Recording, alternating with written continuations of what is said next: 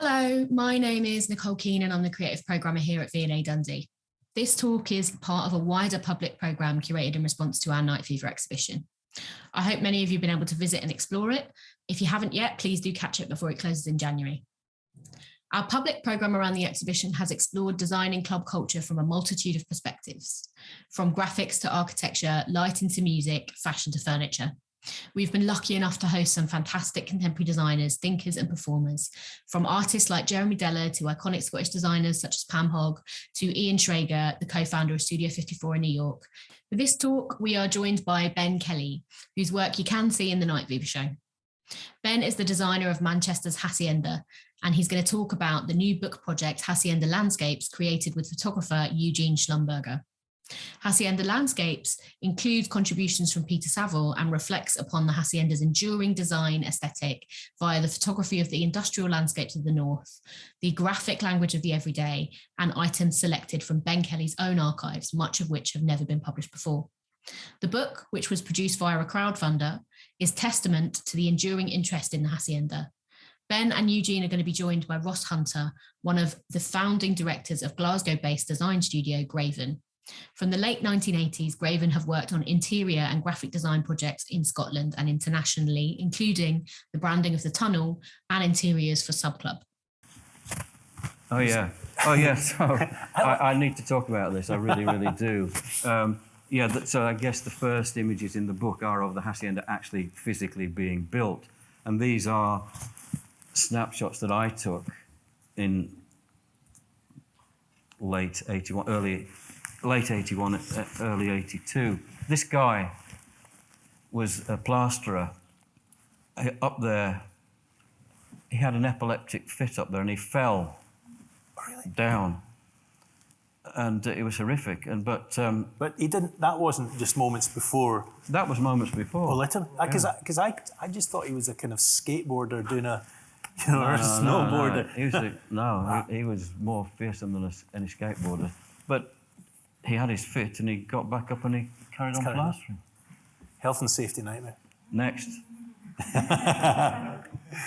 This looks like a few weeks into construction, but perhaps around about the same time. Yeah, and maybe it's worth saying right now that when the day that I went to Manchester to meet my clients, having had Mr. Peter Saville suggest that he couldn't possibly design the Haçienda, but quote unquote he knew a man who can, which was me. And I think that group of people at Factory Records thought, maybe a lick of paint, a few bits and pieces, a new bar, but it was a much bigger project than that. There was a balcony in there which was rickety and couldn't do the job that it had to do, and there was people called building control and building regulations and blah, blah, blah.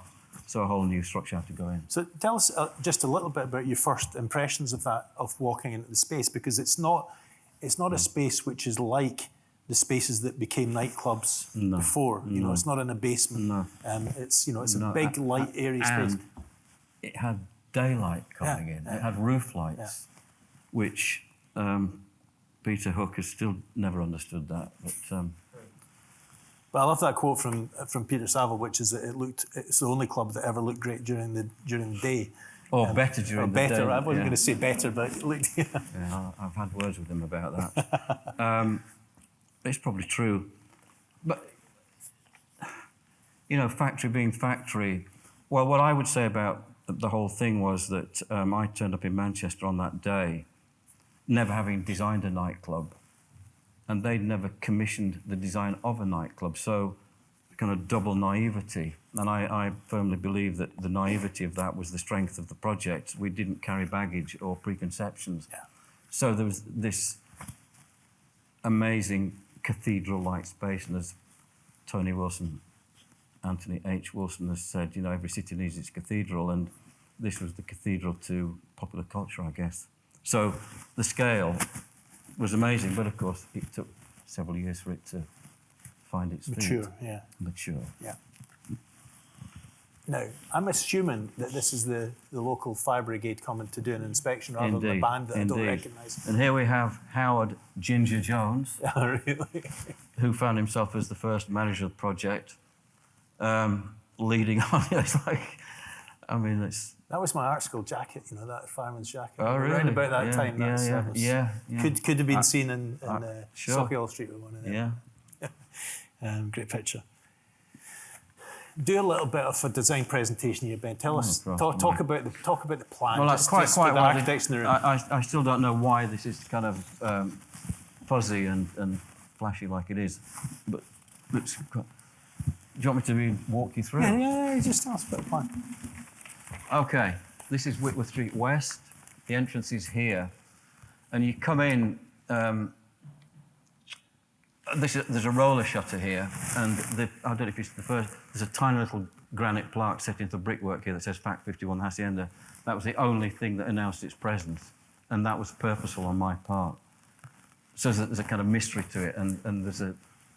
So this is a really low, tight little space with a pair of double doors that I had the 51 cut out of the doors and glass set into the 51, because every project that factory did had a catalogue number.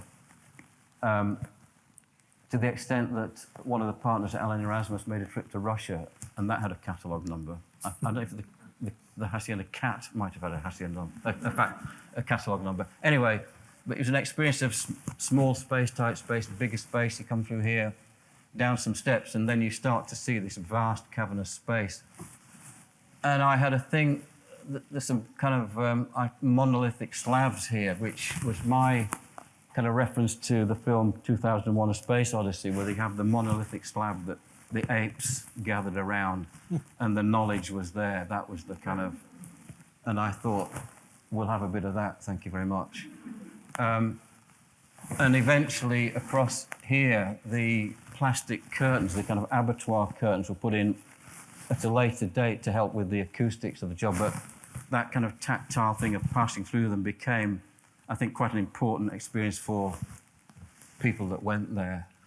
You come in here and you have to make this journey around the dance floor with the cat's eyes and the roadside bollards, blah, blah, blah.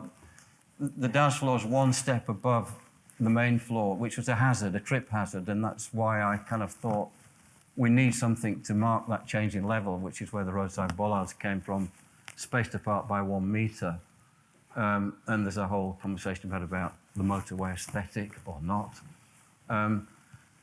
There was an archway that I was wanting to put. I like the idea of a kind of ceremonial archway, the kind of romance of going through an archway and dancing with your partner, which is kind of ridiculous, I realise that, but the kind of tongue-in-cheek side, but it didn't happen, so it straddled these steps, and it's kind of a ruined archway, which is my, tell me when to stop, by the way, no, my sort of 2 fingers up at that horrific architectural style called postmodernism, not the literature one, but the Terry Farrell one, if you get my drift.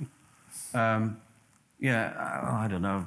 The balcony's up here, you saw the structure of that going up, and the seating areas underneath it, which eventually areas of this whole place became populated by certain groups, and in particular in that corner was the Happy Mondays corner. And we won't go into what took place in that corner. Ben, the stage, I read that the stage, that it wasn't intended to be a venue in the sense that, you know, with a lot of live music. Oh, Christ, I have to sit down now. That's another story. The biggest, well, as you know, right, you get an interior project and the client gives you a brief, and you respond to that brief, but the brief here was really, you know, well, we need a stage, we need a bar, we need this, and blah, blah, blah.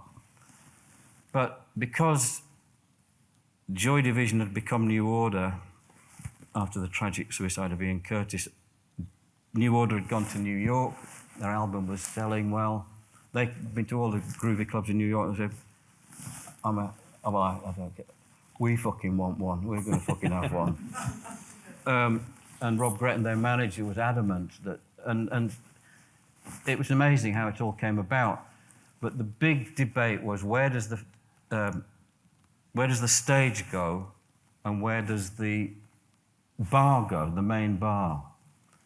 And there was a huge argument about that. And of course, Rob Gretton, being the manager of a band, wanted the stage at the far end. You know, the focus is on the stage. But my view was that if you do that, it will be a venue, end of story.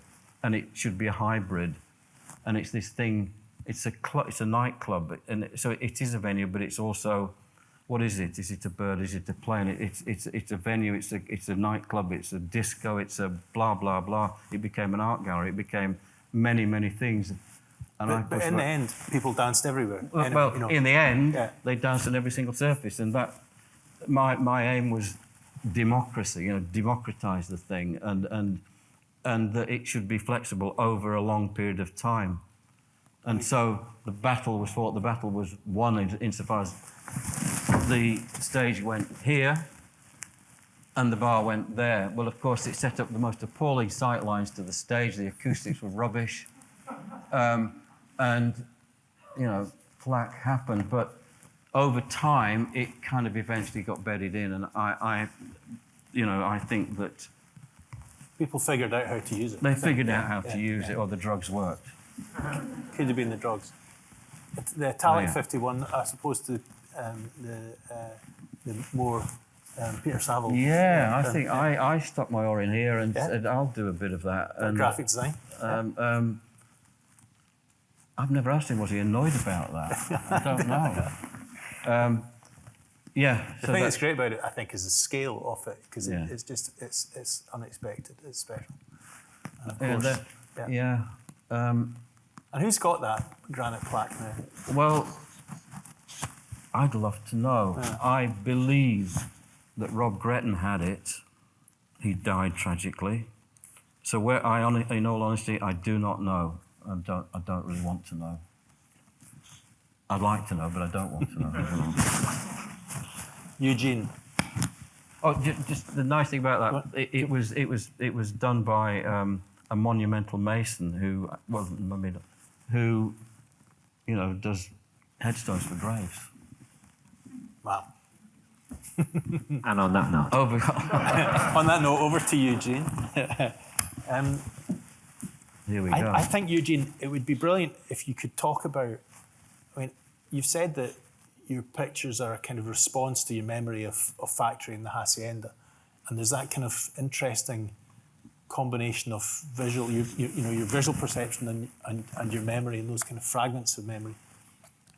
Not to put too much pressure, and could you just explain about that a little bit? Yeah. And we'll show some of the images. I came to the Hacienda from a factory point of view. I was obsessed with the whole factory thing, and my interest in Hacienda principally was how it fit into that whole ethos that the factory had, more so than going there, as a clubber. In fact, I kind of get jealous of when people say, "Oh, in '82, '83, you used to go in, it was empty." I'd love to have seen it empty, just to see, to experience it as it was, as a piece of design, piece of architecture. So that was my introduction to the Hacienda, was how it fit into that whole factory ethos, and then as factory disappeared into the distance, that whole factory myth.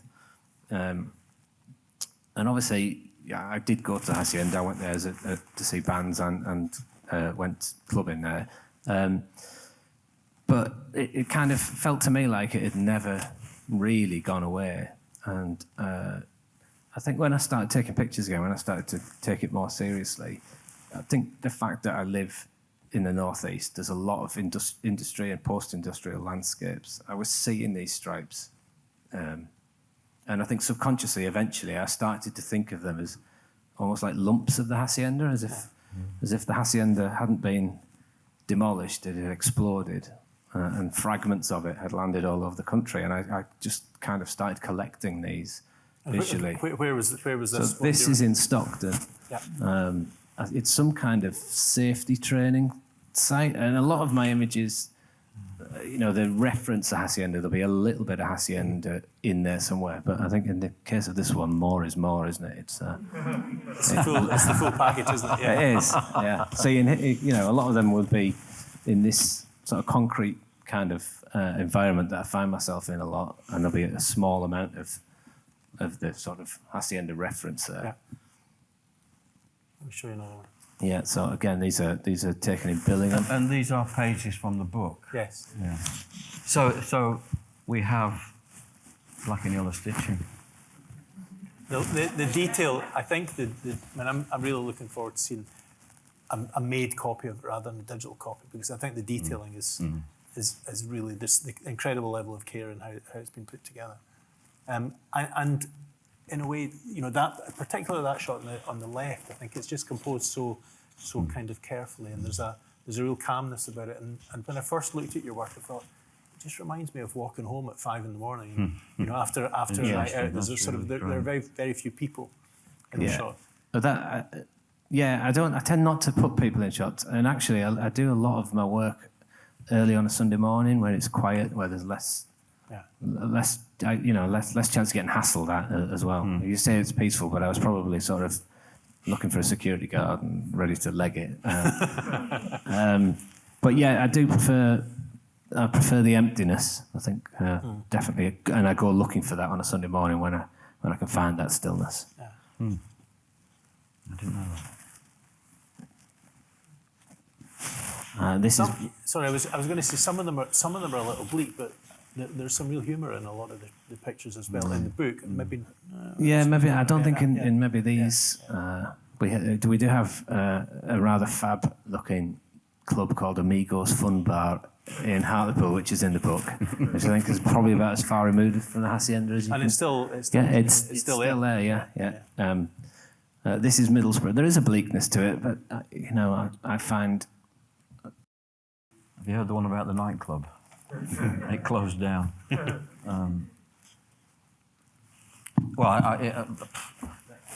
The opening of the nightclub.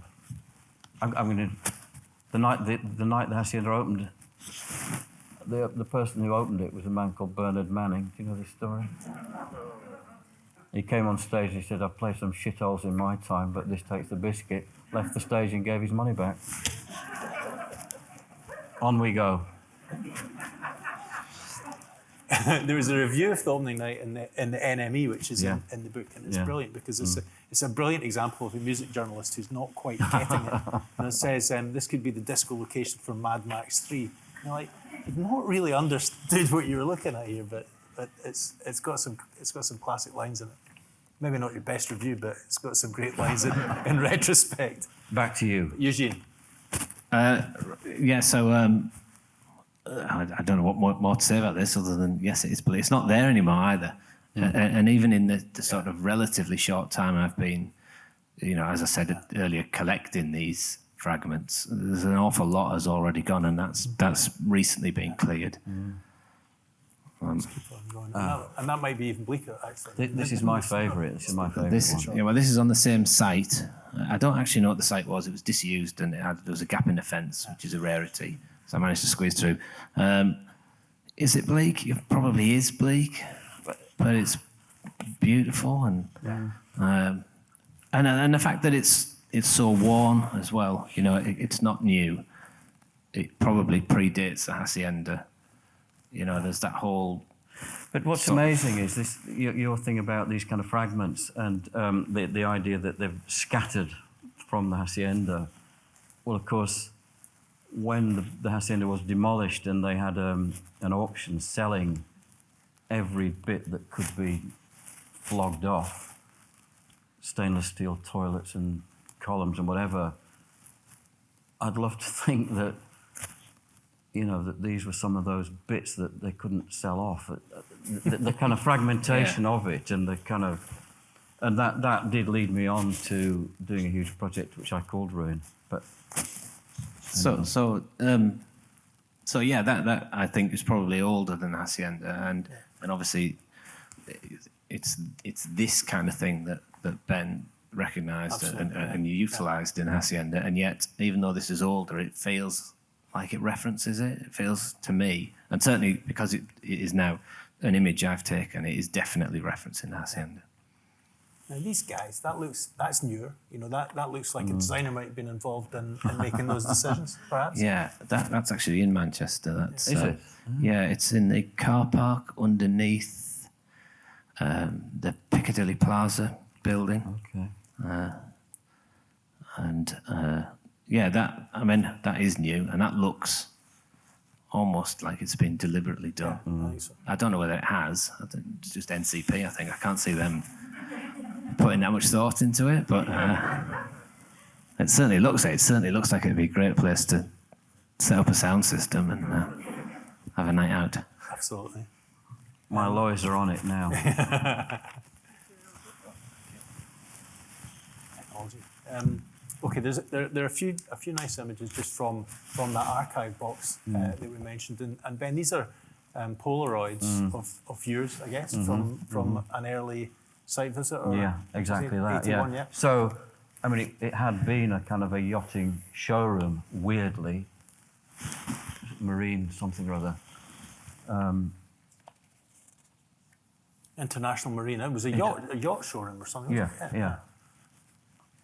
And your own history in photography. I mean, you obviously didn't just start taking photographs when you got an iPhone. You know, like many people. But you know, you were interested in photography from the earliest time, and you know your alter ego, the photo kid, which you use on Instagram. You know, that must have gone back to a real genuine interest in that as a young designer. Yeah, I mean, I would never claim to have any skills at the discipline of photography, but you know, the fact that they were Polaroids, as technology changes, you know, I mean, Polaroids were fabulous, weren't they? Yeah, great. So you embrace those kind of things, and it's a quick way of recording something, but really that is just a means to an end. But I do respect the work of photographers. And of course, the one other thing to really remember what we're looking at here is it's all pre-digital. Well, talking about pre-digital. Indeed. I wrote down when this was built. This drawing was 1902. Yeah. 1/8 of an inch to a foot. I don't think it was a yachting showroom then. I don't know what it was. Proper drawing. A proper drawing, exactly. Yeah. But I love the fact that it was an iron warehouse, is what it was. An iron warehouse. You know, the history, the sort of sense that it had been something else. There'd probably been many things happening inside of there, and somebody took the trouble to produce these drawings by hand with some rigour. And it's replaced by what? It's gone, and a bit of corporate. It's flats. It's the Haçienda apartments. Yeah. And I think some deal was done where the developers got the name, and the car parks got stripes on the goddamn columns in the basement. Yeah. Next. Keep going. So we probably all know about this. Tony Wilson, having been a student at Cambridge, and some say a posh boy, and a kind of intellectual, but had this obsession with the Cold War spies and this whole Situationist manifesto leaving the 20th century, and somehow managed to stitch in the kind of language and mythology, or whatever you want to call it. So I can remember, I think for a while the club had a working title. It might have just been Fact 51, I really can't remember, but one day somebody said, we're going to call it the Haçienda, and I just thought, this is horrific, this is the worst thing possible. You know, what do I think about? I think about Mexican adobe houses, kind of sangria and whatever else goes on. But I ultimately thought it was genius, absolute genius, but then I found out where it came from. And was this part of, you know, as a student, where were you in '68 in Paris, you know, when Paris '68 was going on? Lancaster or... I can't remember. Yeah. You were in Paris. If you weren't there. No, well, I was a student at Lancaster Art School then. Yeah. But there's a romance, I think. There's you know, the fact that it came from a poem that said the Haçienda does not exist, the Haçienda must be built. You know, there's something very beautiful about that. And how Tony Wilson decided to give the bars names of the Cold War spies, the Kim Philby bar, the gay traitor, you know, but these layers of narrative were stitched into it, and I responded to that. So, you know, the main bar, the Kim Philby bar, we made a big neon sign, but I hung it horizontally, not vertically. I thought, if he's going to play some games, I will too. So I'll make it a bit difficult to read it, you know. Yeah. And that sort of jousting and that narrative and that dynamic ran through the process, and I think that hopefully enabled some of the richness to come out. Now, is Haçienda the only nightclub that's been featured in the esteemed AR, so. the Architectural Review, before so. or since? Well, I don't know of any others. And I love, you know, the typefaces that are going on here. I know. It's such a lovely thing. And I suppose then at that time, it felt amazing that that scheme was published in that august kind of traditional architectural magazine. The Architects Were the Enemy, as far as I was concerned. Yeah. So it infiltrated them. I was really interested in this drawing because I love them. You told me a great story before about lighting and about lighting designer, and I just wonder if you could recount that, because I think it says a lot about how you approach the design of the club. Before I came along and was introduced to the project, well, I discovered when I did get along there that they'd already found somebody that they were going to use as their lighting designer, and he had presented this scheme, and perhaps not here, but there were some visuals. And basically his idea was this kind of computerized system that was all singing, all dancing, and it was programmed, and maybe that was a kind of the new thing at the time, and I thought, if this happens, this is the kiss of death, this is kind of commercialization, this does not allow for the flexibility and the kind of I wanted, you know, over time that new people could come along and do new things with it. Whereas if you've got a computerized lighting system, you've got some geek sat in a room. Blah, blah. So you use the theatrical. Yeah. So I actually said, well, if this guy doesn't leave the job, I will. And he did leave the job. And my proposal was that it should be like theatre lighting, so as simple as suspended fly bars on a pulley system, wind them up, they go down, and they went all the way across the whole full length of the club, not just over the stage or the dance floor, over the whole place. And I just thought, you know, in 10 years' time, if it's still here, some kids can come along and have half a dozen dead sheep hanging from it if you want, or whatever it is that you want. And it should be flexible like a theatre, and that's what happened. But it created the flexibility that allowed it also to work as a gallery. Whatever you wanted. And that was the kind of my whole romantic notion of the kind of democracy behind how it functioned. And another insight which I really enjoyed was just the instructions to the painters as to how to actually get the diagonal stripes to work around. They had the biggest nightmare imaginable. But can you imagine, you know, in a web of that thing, you see you've got diagonals coming, and then you go around the corner. Shit! Now what? They hated me for it. Absolutely hated me for it. But they got quite skilled at doing it, and it was worth it. Because, you know, Virgil Abloh wouldn't have come along if it hadn't been for that drawing, probably. And then this was about the artists. I suppose this was a press release, I think. Yeah. And it reels off a number of artists that were part of that initial programme, including, I was interested to see David Mack, who's from near here, and I think studied in Dundee, if I'm not mistaken. And I think I think he was at Duncan. Somebody in the audience. His was fabulous, but that was Factory had printed so many sleeves. I don't know what the album was. Tens of thousands of them. They didn't sell, so he just used them to wrap around the columns and make this. Was it the newspaper columns thing that he did in the? Was that these columns made of newspapers? Well, he just wrapped all the album covers around the column. Right. There was a little. It did show in one of the earlier pictures. They were great. And Tony Wilson, you know, he loved this idea of commissioning artists and putting artists' work in here, that it kind of broadened the whole, and it became a kind of, you know, it was for the city. It was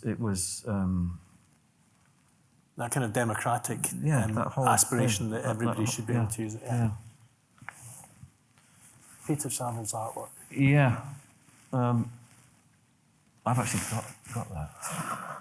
Proper laid down. And they're stuck. Their letters done, I think, on a thing called a PMT machine, which sounds probably stuck down with hot wax and just pushed into position, proper, composed before the days of the computer. The ubiquitous. What's the story of this? Well, you know, they needed some tape, so they had rolls of tape, and just seemed like a beautiful thing. I had a roll of this stuff taken off me by security at East Midlands Airport one time because apparently it's a dangerous thing to have in your hand luggage because you could use it for bondage. Oh, bondage up yours? Absolutely. X-ray specs? Yeah. Polystyrene? Oh, this is one of my favourites.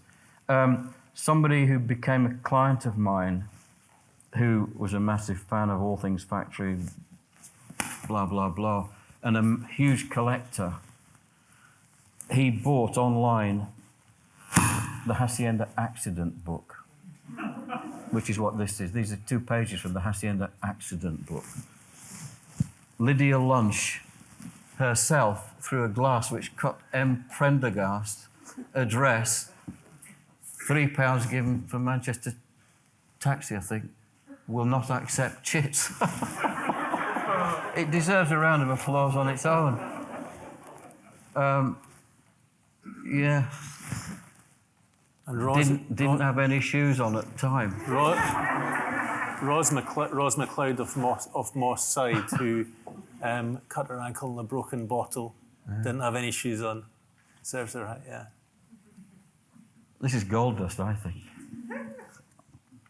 These people suddenly realise that they're famous when.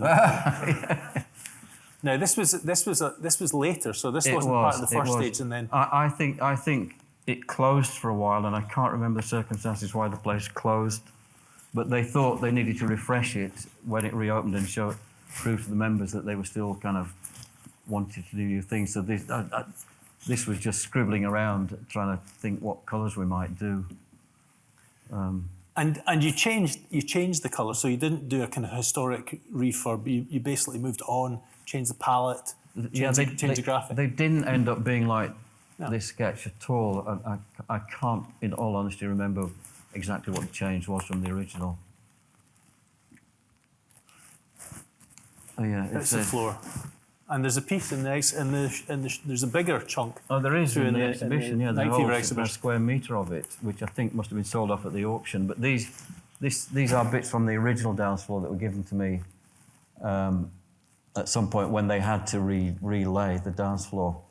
And I was adamant that it should be a proper sprung maple dance floor at the beginning. You know, not dancing on concrete or whatever. Right. Some of Ben's pictures. Oh yeah. Tell us about the Bollards. Never mind the Bollards. Never mind those. Moving right on. Can you still get these? Is that a contemporary? Okay. So when I had this thought about these things and did my research, God knows I didn't have the internet. So how did I don't know. Use the phone. £6.50 each. They're called Allegrini flexible verge posts, and the biggest bargain you can imagine. It was more trouble setting them into kind of concrete floor. Into the timber dance floor. But they're incredibly hard wearing. They're very economical. And I think these were many years later with Virgil Abloh, we did a little nightclub in Paris in the Théâtre du Châtelet, and a load of bollards were bought for that project. And I think these are what that was for. And this is a different kind of fragment, I suppose. But quickly, can you tell us the story of the two groups? I went to Manchester one day, many years later, to see the premiere of a film called Do You Own the Dance Floor? It's a fabulous film made by an independent filmmaker. It's really beautiful. I suggest you try and see it. And I went up to the premiere of that with my son, and I gave him a bit of a tour of Manchester. And this is outside where the dry bar was. Oh, God's sake, the Blue Brick Club, cheeky bastards. Because we had these blue glazed brick slips. The dry bar had closed by then. But I was on the other side of the road and I saw this van.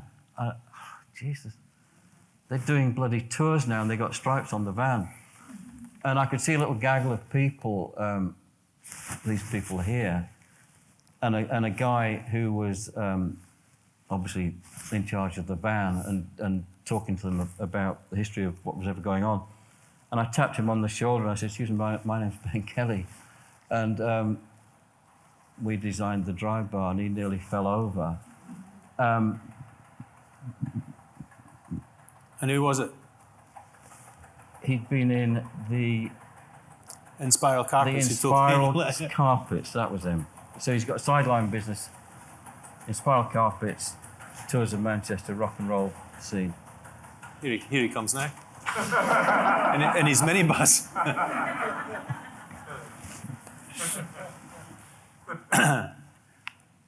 Okay.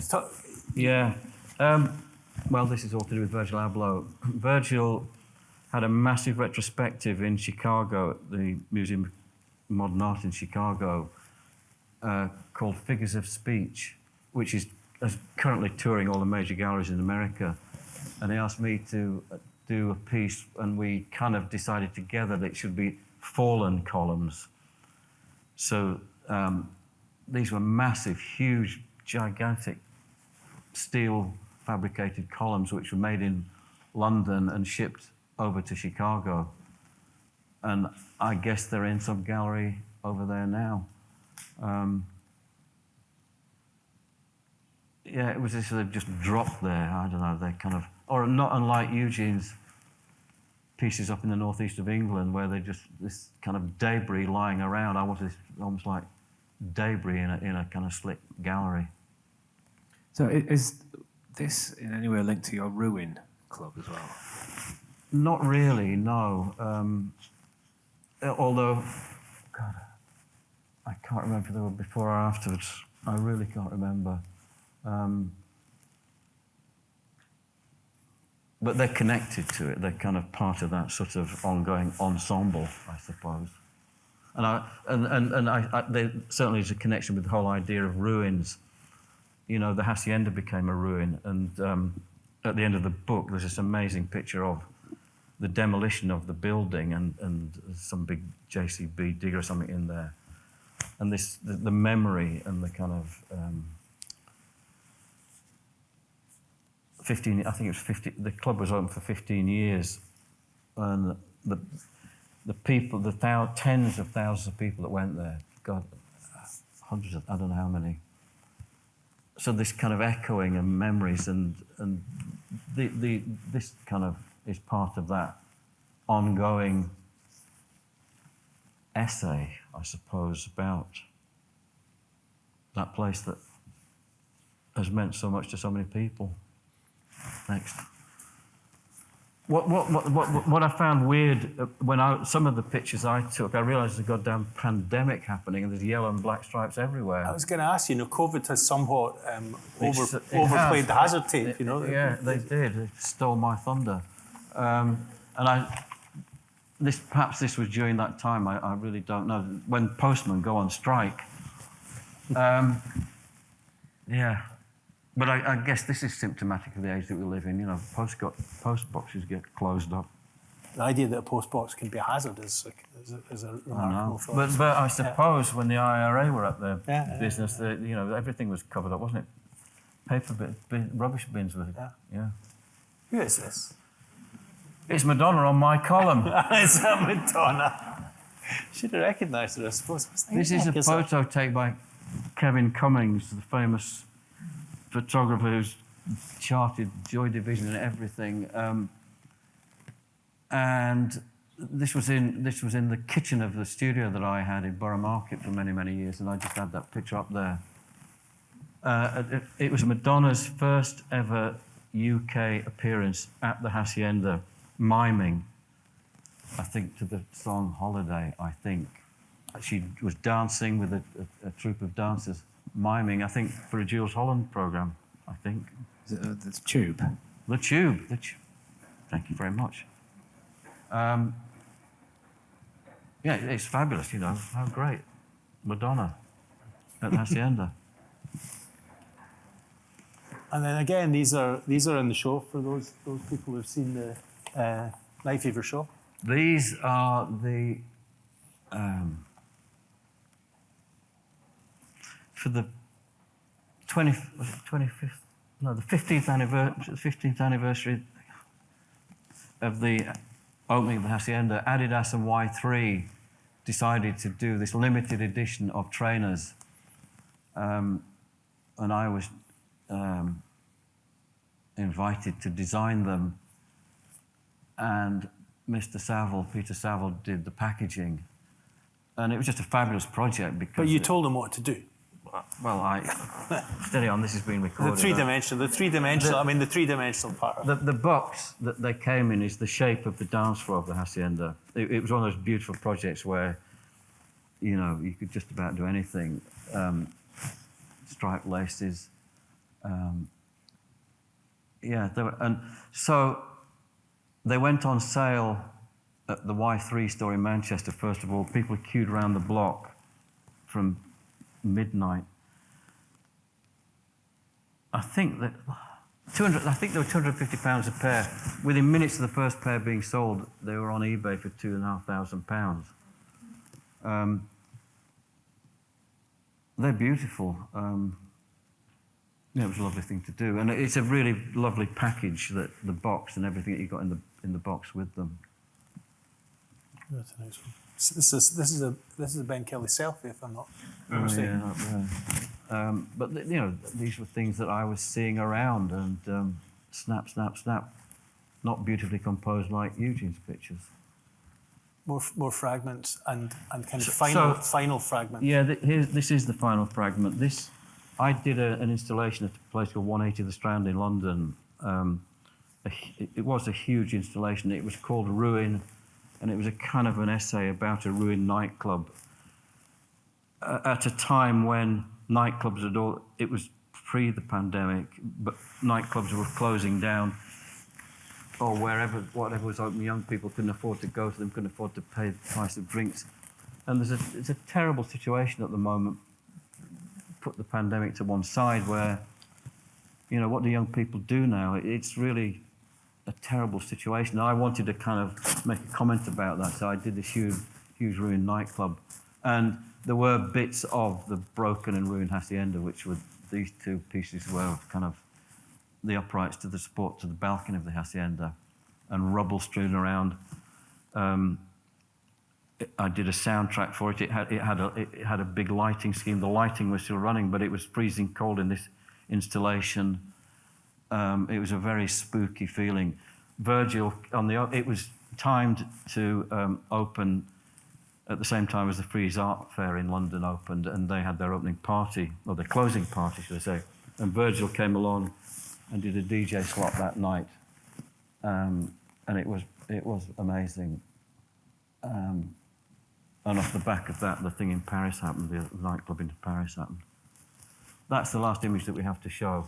I think just the thing that I take from that is that, albeit that much of it landed in a skip, some piece. There's the thing that this project, the book project, has almost proven or uncovered, is that there are all these kind of Ben Kelly Hacienda Fact 51 cells, around the world and in different places. Just off the back of that,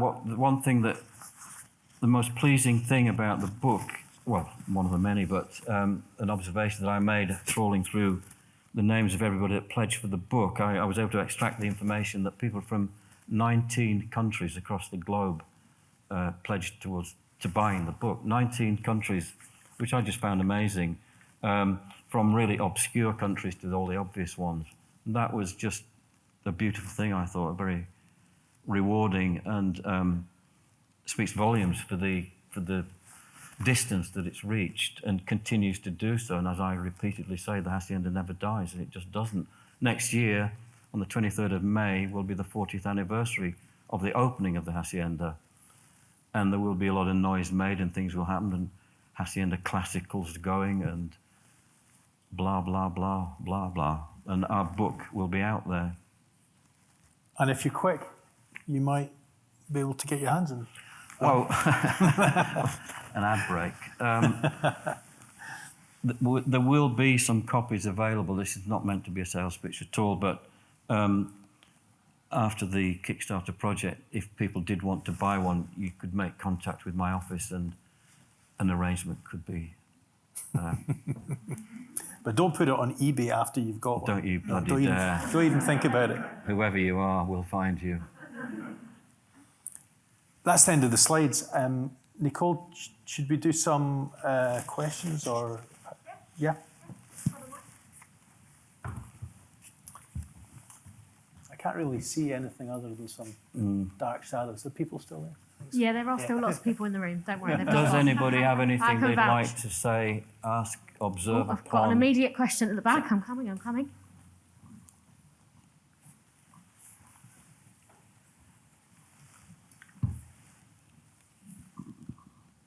I think I'd just like to add to the thing that with regards to the book, rather than go to a publisher where you have restraints, you have editors, you have this, that and the other, I thought, and I guess this was through talking to Anthony Burrell, who'd done quite a lot of his own crowdfunding books. You have control. You have as much control or as little control, whatever, that you want or need. And in fact, the other ingredient in the project was this guy called Darren Wall, yeah. who helped Anthony Burrell do his crowdfunding projects. And Anthony introduced me to Darren, who has a wealth of experience about crowdfunding book projects. He's also a really great graphic designer, happens to live in Barcelona and work from there. But he has stage managed the project and kind of designed the book and eased the path to get the thing done. Yeah, we wouldn't have got it done, I don't think, without Darren. No, and everything that he predicted along the way, as you say, is exactly as it was going to be. The shit bit of it all is, because of the pandemic, whether the book is going to be landing by Christmas, I, in all honesty, cannot say at this minute in time. It's close though. It's nearly there. What was the question? Can you hear me? Yep. Yeah. On the subjects of control, you were commissioned to do a job, and you completed that job, but then it kind of has taken on a life of its own. How do you feel? Do you feel a sense of ownership to it, or do you reconcile the fact that it's out there in the world? And because I think a lot of people, you more than anybody, has a sense of ownership with the Haçienda. You know, everybody who was connected to it has a sense of ownership to it. Yeah, that's what they And should. you created an aesthetic which has now endured, and you could argue has been bastardized, commercialized. How do you feel about that? Are you reconciled to it, or does it upset you? How long have we got? Well, if I could have had copyright on black and yellow stripes, I'd be a very wealthy person. Which, of course, is ridiculous because he couldn't do that. Well, during its life, weird things happened, and when it opened, the phenomenon of I don't know what you call them, celebrity DJs, I can't think of a better description, hadn't happened, and DJs played records, but they became what they became later on. So the first DJ booth in the club was at a half basement level below the dance floor with a slot that when the DJs were down below could see ankles and up to people's knees. And I love the idea because it's like they were in a pillbox, you know, like a kind of Second World War pillbox, and they could see the enemy, and the enemy were the people outside. And they said, I'm going to play what you're going to listen to, rather than them playing the crowd. And of course, that they were really pissed off with that. They were not happy people. And without anybody telling me about it, suddenly one day I realized there was this garden shed on the balcony, this huge, horrible thing which became the DJ booth, up on the balcony where they could see the crowd and it could do its job. And that was kind of naive on my part, thinking of this romantic thing down below in a concrete bunker.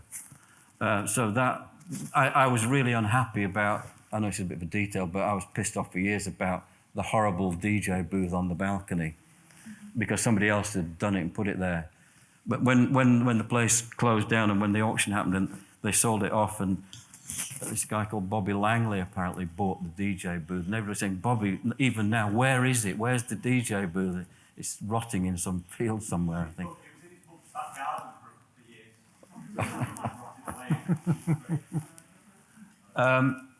But the bigger question, what I don't know, and it's all I can say is wherever I go in the world, and you talk to somebody, blah blah blah, you meet somebody, who are you? What do you do? I'm a designer. What have you designed? Oh, I designed this place in Manchester. Oh, you did the Hacienda. Well, I had the best nights of my life there. I met my wife there. I met my husband there. I met a friend there. We formed a business, and it's now people. It changed people's lives. There's no doubt about that at all, and that's the most rewarding thing. And you know, there's a book. I think something like 100 buildings, and it's up there with, you know, with the most important buildings in the country. That 100 people are invited to put forward their idea about the most important buildings, and it's in that book. And it doesn't stop really. It doesn't stop the kind of it keeps it's rewarding me. For years I call it the monkey on my back. Because the Hacienda, that's all ever. No, you know, there was a design practice like this man here running endless jobs all over the place. Did you have clients who were disappointed if they didn't get stripes? Well, they got them whether they wanted to. I was going to say, did you ever have clients that didn't get stripes? Well, the best story there is years later, a client, well, somebody got in touch and said that he wanted to open a chain of gyms or health clubs. And he'd been looking for a designer for a long time, couldn't find the right person. And he thought he had found the right person. And this guy came along to make his presentation to the client and said, I've had this fantastic idea, and this is what we should do. We should make it look just like the Hacienda. And the client thought, that's an interesting idea. I'll find the person who did design the Hacienda. So the poor guy shot himself in the foot royally. And of course, we painted some stripes on the columns there. Well, one other thing I would say about that whole process, up until the Hacienda, me and my practice have been designing things for friends, like-minded people, smaller projects.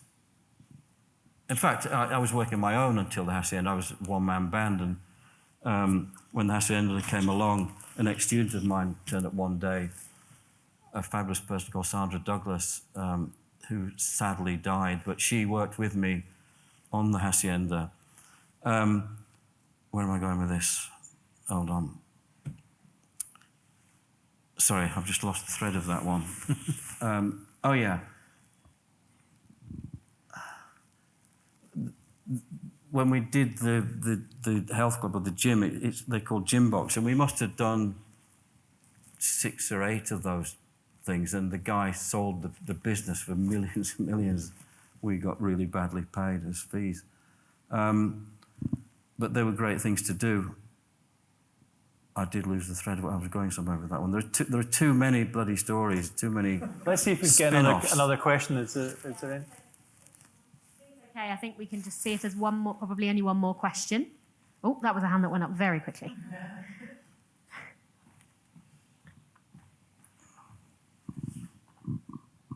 Thank you very much, guys. It's been brilliant. The shoes are amazing, and a lovely tribute earlier on. The shoes are Virgil Abloh, and I wore them specially. I wear them on special occasions, which this is a special occasion. And as what I said at the beginning, yeah, they're Virgil's. Yeah, spot on. Sorry, apologies for perhaps taking you away from Hacienda in the book. But within the context of Night Fever and Scottish clubbing, Glasgow clubbing, it would be remiss for me not to ask you about Bar 10 in Glasgow and Mitchell Street and Mitchell Lane and DLC, which many of us grew up going to. and played a Okay. strong role. Just quickly, you might say something. I got a phone call one day to hear this man shouting down the phone. Like, I had to hold it over here. I don't know, what the hell, this lunatic on the phone who went by the name of Sam Piacentini. And he had gone to Manchester and sat in the dry bar from the moment it opened in the morning till it closed in the evening to decide whether he wanted to commission whoever had designed the dry bar to design what became Bar 10. And he was one of the most passionate clients I've ever had the experience of working with. It nearly came to violence at some points. But Bar 10 is one of my all-time favourite pieces of work that my practice has ever produced. And it was this beautiful little gem that Sam had this passion to produce something that would last and had longevity to it. And he kept pushing and pushing and pushing for that.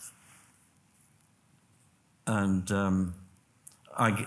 for me, you know, there's so many compliments. Like, it became the kind of centre for the design community and the architecture community of Scotland to congregate and be their kind of base in. And at one point, there was a desire and an attempt to have it listed, which, you know, that compliment, that's one of the biggest ones I could have ever had. That it's beautiful, it's wonderful. And whichever, I can't use the language I'd like to, but whoever did what they did to it, you know. Yeah, it happens. I mean, I'd like to think that at some point somebody will go, let's put that back together again. Maybe Historic Scotland will insist on it, but I think it's worth saying as well that you know we always talk about Bar 10. That's what most of us are familiar with, and in my view, it was more or less perfect as a bar. It's such a tight piece of work, and a really mature piece of work, I think, as well, but so beautifully made. And it was the team in my office that put that together. An anecdote, this crazy client, Sam Piacentini, when they had the opening party for it, we flew up, 3 people and myself flew up to the opening, and Sam booked a limo to collect us from Glasgow Airport to sweep us into Glasgow. And we get in the limo, a proper limo. I don't know if it was a proper stretch limo, but it was a limo. And the driver, the Glaswegian taxi driver, the driver of the limo, said, "What are you people here for tonight?" And I said, "Oh, we're going to the special opening of a bar and a hairdressing salon." And he went, "Oh, a nip and a snip." Finish. But just on that, it's what a genius! The snip, of course, was DLC, and it's worth saying. Yeah, and I just wanted to say, Derek Ferguson, who died a few years ago, was you know, and his partner Rod were big supporters of Ben, and I think that they sort of kept the candle going even after the bar itself had sort of slipped into being something less than good, you know. So it's a shame that Derek. And there it was, tucked tucked down that alleyway, you know. But that's what bars should be like, I think. Yeah, it's hard to hold on to these things forever. They're not your children. You have to let them.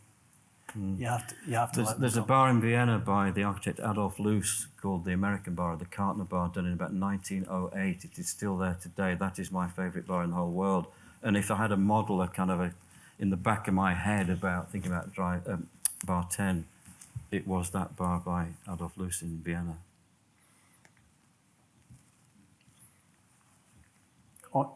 On those words. One more quick question, if there was anyone, and if not, we might wrap it up there. There was no burning hands, so I think that'll do. I think if we can give a round of applause to Ben, Eugene, and Russ.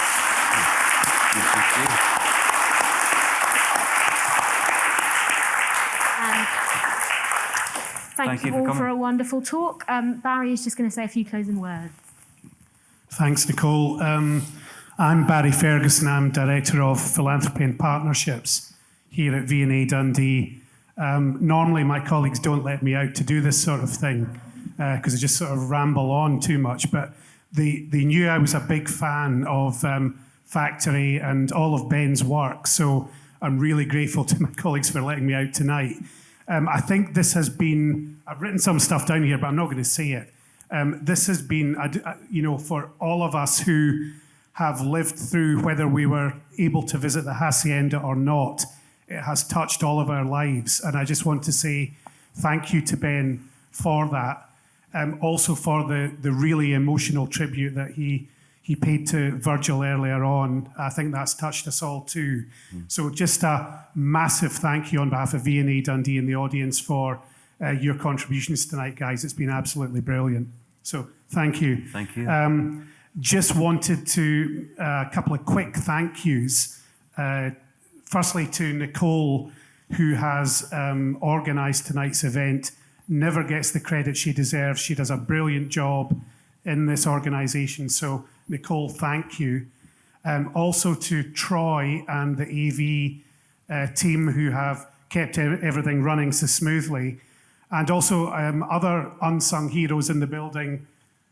Callum's here, one of our brilliant visitor assistants who enable a really smooth visitor journey through this place on a daily basis.